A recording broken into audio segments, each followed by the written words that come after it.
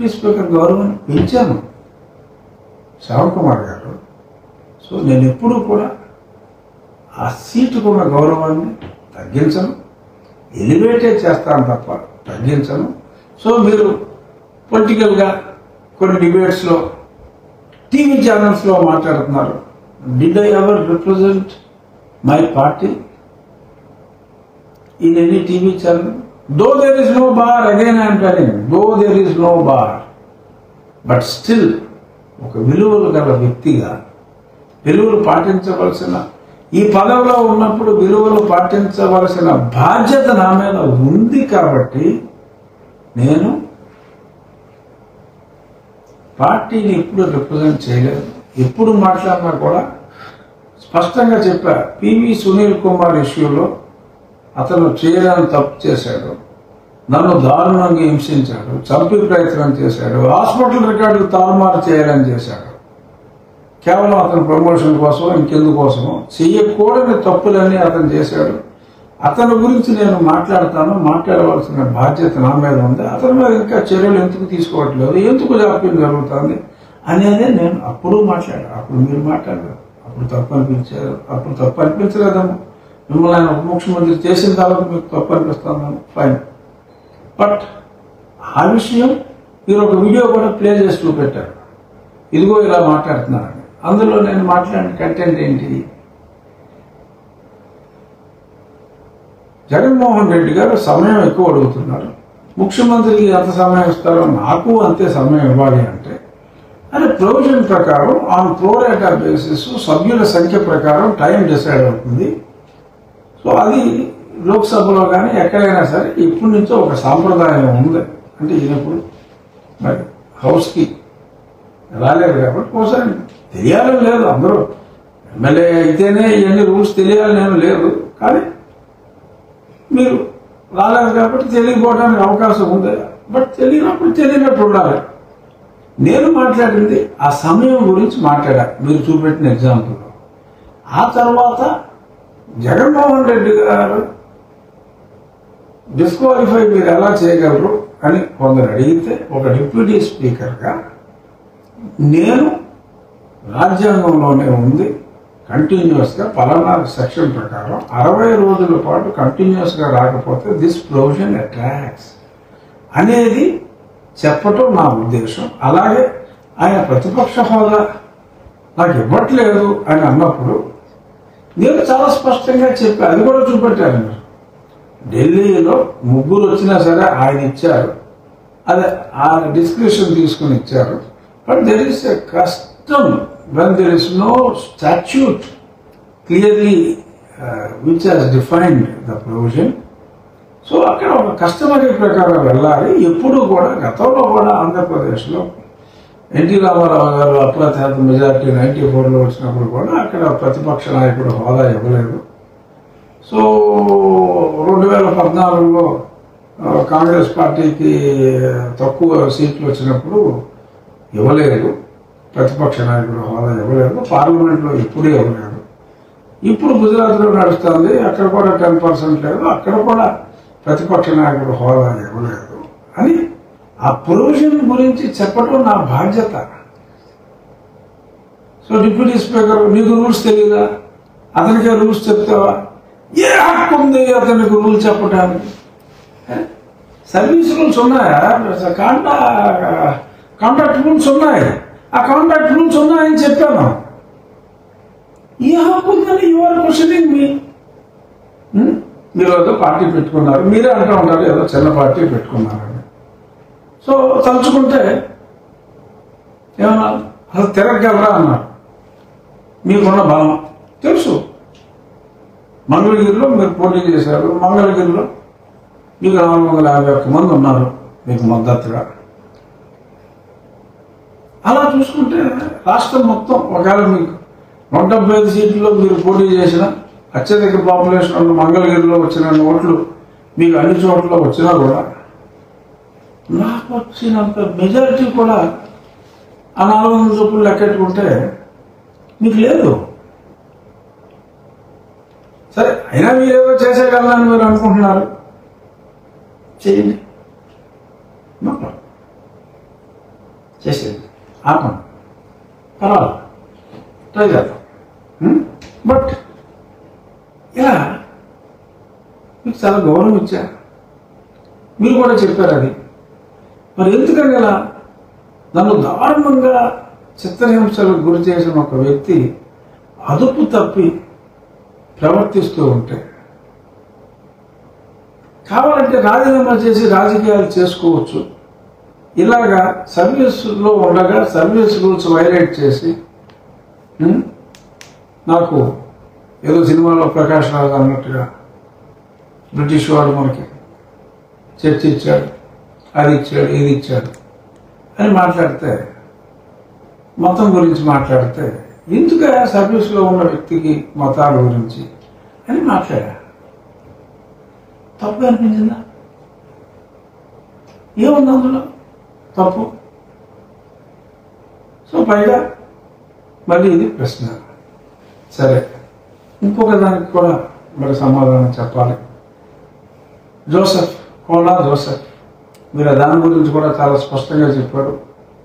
పెద్దవాడిని ఇచ్చారు, చర్చికి వెళ్తేనే సర్టిఫికేట్ రద్దు చేస్తావా? అక్కడక్కడ సిగ్యులర్ టెన్స్ కూడా వాడారు. ఫైన్, అది మీ సంస్కారం. ఆనరబుల్ డిప్యూటీ స్పీకర్ అంటూనే ఏకవచన ప్రయోగం కూడా చేశారు intentionally. Fine. Kona Joseph case మీరు టేకప్ చేశారు, చూశారు ఆ మధ్యలో వచ్చిన నోటీసులో. Kona Joseph habitual SC/ST atrocities complainant. మీ మీద పెట్టారా, మీకు కావాల్సిన వాళ్ళ మీద పెట్టాడా అని అడిగారు. ఎస్, నాకు కావాల్సిన వాళ్ళ మీదే పెట్టాడు Kona Joseph. Kona Joseph school certificate verify చేస్తే క్రిస్టియన్ అని ఉంది, కాలేజ్ సర్టిఫికేట్ వెరిఫై చేస్తే క్రిస్టియన్ అని ఉంది.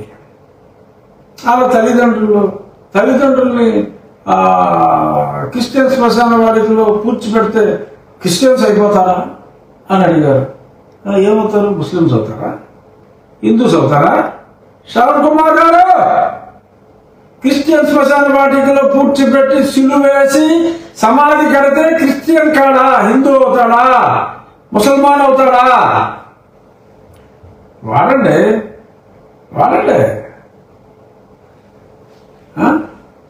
సో అతను చర్చ్ నిర్మాణంలో కీ రోల్ చేశాడు. చర్చిలో పెద్ద అక్షరాలతో ఆయన పేరుంది, సర్టిఫికెట్స్ అన్ని క్రిస్టియన్ అన్నీ ఉన్నాయి. మీరు ఏదో సలహా ఇచ్చినట్టున్నారు, బ్యాప్టిజం సర్టిఫికేట్ లేకుండా మేనేజ్ చేసుకోవాలి. కుదరదు, అన్ని ప్రూఫ్లు ఉన్నాయి.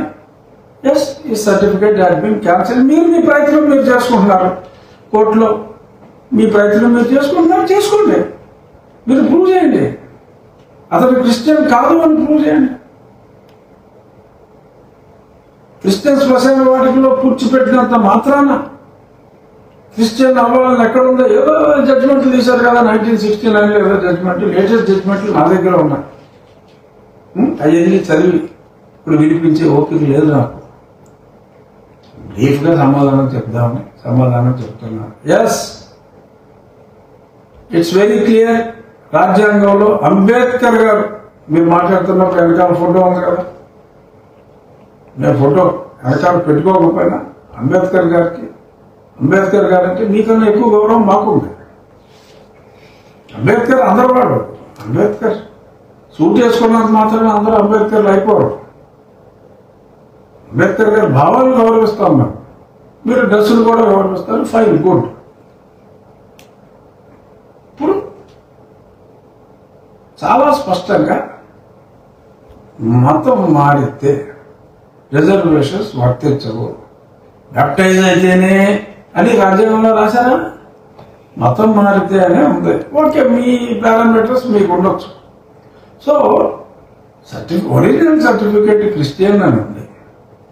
వారి తల్లిదండ్రులని కూడా ఆ మతం ప్రకారం కూర్చోబెడుతూ, వారు చర్చిలు కూడా కడుతూ, వారు డైలీ వారం చర్చి ప్రార్థనలో పాల్గొంటూ SC/ST అట్రాసిటీ కేసులు పెట్టేసుకుంటారా? అలాగే చర్చలకు వెళ్ళి వాళ్ళు ఎస్సీ ఎస్టీ కేసులు పెడతానికి వీల్లేదని చెప్పి ఇచ్చారు కదా జడ్జిమెంట్. మొన్న జస్టిస్ అరుణాథ్ గారు కూడా ఇచ్చారు, సుప్రీంకోర్టు ఇచ్చిన తీర్పును రీట్రేట్ చేస్తూ ఇచ్చారు. మీరేమో ఊరికే ఫేక్ కేసులు పెట్టుకుంటే వెళ్ళిపోతారా? చూస్తా ఊరుకోవాలా? పైగా నన్ను అంటారా? గిల్లితే గిల్లించుకోవాలా, కొడితే కొట్టించుకోవాలా నన్ను అంటారా? మీరు గిల్లితే మేము గిల్లించుకోవాలా?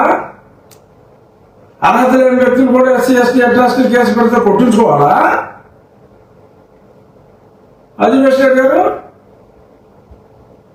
సో మేము మాట్లాడగలం, మేము గట్టిగానే మాట్లాడగలం, కానీ ఇలా తిరగలేము. మేము కళ్ళు తెరిస్తే ఏమవుతుంది? ఇలాంటి మాటలు మీ స్థాయికి ఇంత స్థాయి ఉందని కాదు నేను చెప్పేది. Yes, magistrate, it was a respectable post. Though it is lower court, yes, magistrate is magistrate. 10 magistrate చేస్తే ఇంకా సబ్జెక్ట్ చదువుతారు, తర్వాత జిల్లా జడ్జి చదువుతారు. సరే, మీరు ముందే రాజీనామా చేశారు, whatever may be the reason, we respect. But ఒక డిప్యూటీ స్పీకర్ స్థాయిలో ఉన్న వ్యక్తిని ఏకవచనంతో మాట్లాడుతూ, వార్నింగ్లు ఇస్తూ, తిరగలవా అంటూ ఇలా మాట్లాడటం సభ్య సమాజం హర్షించదు. మీకేదో చాలా రాజ్యాంగ గౌరవధనుడు, ఎప్పుడు ట్రై చేసుకుంటారు కాబట్టి చాలా తెలుసు అని చెప్పి నేను అనుకున్నా. కనీసం ఆ 10th షెడ్యూల్లో ఉన్న మీరు చెప్పిన .5 కూడా అర్థం చేసుకోకుండా అది స్టాట్యూట్ అని ఎలా అనుకుంటారు? దట్ ఈస్ డిస్క్రిప్షన్ అని అంత క్లియర్గా ఉన్నప్పుడు. సో ఇలాంటి వితండవాదంలో వద్దు. మనం కలిసినప్పుడు చక్కగా ఇదివరకు ఎలాగో మరి ఢిల్లీ వచ్చినప్పుడు కూడా మా ఇంట్లో మనం కలిసి భోజనం చేసాం. అన్ని ఏదో మీరు నిలబెట్టేశారని చెప్పుకుంటున్నారు, ఫైన్, చెప్పుకుంటారు, తప్పలేదు. నాలుగు మంచి మాటలు చెప్పుకుంటూ అప్పుడు మీరు నేను ఒకే పార్టీ మీద మాట్లాడేవాళ్ళం కాబట్టి ఎస్, న్యాచురల్గా వీళ్ళ ఎఫినిటీ. ఇప్పుడు మిమ్మల్ని ఉప ముఖ్యమంత్రిగా ప్రపోజ్ చేసిన వ్యక్తి, గతంలో నన్ను దారుణంగా కొట్టిన వ్యక్తి, నన్ను చంపాలని ప్రయత్నిస్తున్న వ్యక్తి, అతను సర్వీస్ రూల్స్ వైలేట్ చేశాడని చెప్పి నేను అతని గురించి రాస్తే, ఇంకోటి డిప్యూటీ స్పీకర్గా ఎలాగా కంప్లైంట్ ఇస్తారని, డిప్యూటీ స్పీకర్ కంప్లైంట్ ఇవ్వకూడదని ఉన్న రూల్ ఉందా? రాజ్యాంగంలో ఎక్కడైనా రాసుందా? ఆల్ ఇండియా సర్వీస్ ఆఫీసర్ ఏం చేయకూడదో రాసుంది అక్కడ. డిప్యూటీ స్పీకర్ అయితే నేను ఎవరి మీద ఒక తప్పు చేసిన వ్యక్తి గురించి కంప్లైంట్ ఇచ్చే హక్కు కూడా నాకు ఉండదా? ఎనీ ఓపెన్ చేయకూడని సబ్జెక్ట్ ఓపెన్ చేశారు, అబద్ధాలు అన్నారు. ఎస్, నేను స్ట్రిక్ట్గానే ఉంటా. ఎవరైనా జోసెఫ్ లాంటి వ్యక్తులు హ్యాబిచ్యువేటెడ్ కంప్లైంట్ ఇచ్చేవాళ్ళు, ఒక పక్క క్రిస్టియానిటీని తూచా తప్పకుండా ఫాలో అవుతూ వారి తల్లిదండ్రుల సమాధుల్ని, ఇంకా వారి కిత్ అండ్ కిన్ ఒకవేళ చనిపోతే శ్మశానంలోనే, క్రిస్టియన్ శ్మశాన వాటికలోనే సిలువలేసి కప్పెట్టి కట్టడాలు కట్టి రెగ్యులర్గా చర్చికి వెళ్తూ చర్చిలు నిర్మిస్తూ ఎస్సీ ఎస్టీ కేసులు పెడితే ఖచ్చితంగా సర్టిఫికెట్లు క్యాన్సిల్ చేయమనే చెప్తారు. No politician would do that, but I will do that. ఏ రాజకీయ నాయకుడు ధైర్యం చేయడు. బట్ నేను రాజ్యాంగం మీద ప్రమాణం చేశా. మార్చుకోండి చట్టాలు, మార్చండి.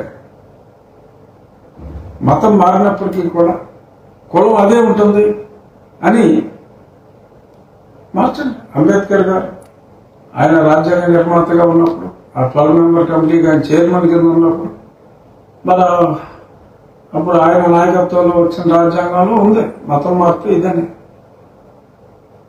మార్చండి రాజ్యాంగం. రాజ్యాంగం మీద ప్రమాణం చేసిన వ్యక్తిగా నేను రాజ్యాంగాన్ని కట్టుబడి ఉంటాను, రాజకీయాలకు అతీతంగా. Though no politician would ever try to, నేను మాట్లాడినంత ధైర్యంగా భారతదేశంలో ఇప్పుడు దాకా యాక్టివ్ పాలిటిక్స్ లో ఉన్నవాడు ఎవడో మాట్లాడారు. అంటే ధైర్యంగా మాట్లాడారు. ఎందుకు? రాజ్యాంగాన్ని గౌరవించవలసిన బాధ్యత నా మీద ఉంది కాబట్టి మాట్లాడారు. సో ఇది నేను చెప్పాల్సింది చెప్పా. మళ్ళీ మీరు ఈహా ఛానల్లో ఏం మాట్లాడతారు మాట్లాడండి, బట్ ప్రజలకి చెప్పాలి కాబట్టి నేను చెప్పాల్సింది చెప్పేశా. దీనికి మళ్ళీ మీరు నరసింహరావు కూడా నాకు స్నేహితుడు, నరసింహరావు ఛానల్లో మీరు మాట్లాడుకోవచ్చు, ఏదో మాట్లాడుకోవచ్చు. జనాలకి మీకు తెలిసిన షెడ్యూల్ 10 గురించి మీకేమీ తెలియదని, మీరు చెప్పినట్టు నేను రాజీనామా చేయవలసిన అవసరం లేదని, అలాగే సర్వీస్ రూల్స్ వాళ్ళు ఫాలో అవ్వాలి, 30 సంవత్సరాల సర్వీస్ ఉన్నంత మాత్రాన వాళ్ళకి తెలియదా అని వారి మీద కంప్లైంట్ ఇవ్వడానికి నువ్వెవడంటే నాకు చాలా హక్కు ఉందని, నేను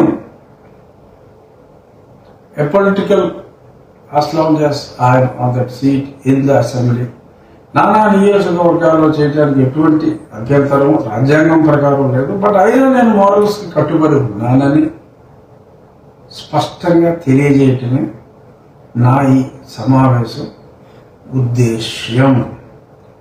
థ్యాంక్ యూ యాలా శ్రావణ్ కుమార్ గారు. I hope I had clarified. ఏదైనా ఉంటే మనం ఫోన్లో మాట్లాడుకుందాం, ఫోన్ చేయండి. ఇలా టీవీ ఎక్కేసే ముందు ఎందుకు మమ్మల్ని మీరు బహిర్గతం చేసుకోవటం ఏమి తెలియదని నాతో మాట్లాడండి. ఏమైనా తప్పుందా? ఇలా మాట్లాడాలనుకుంటున్నానని చెప్పండి, నాకు తెలిస్తే నేను చెప్తాను. లేదు మీరే రైట్ శ్రావణ్ గారు మాట్లాడండి సార్ అని చెప్తా. ఎందుకు ఇలాగా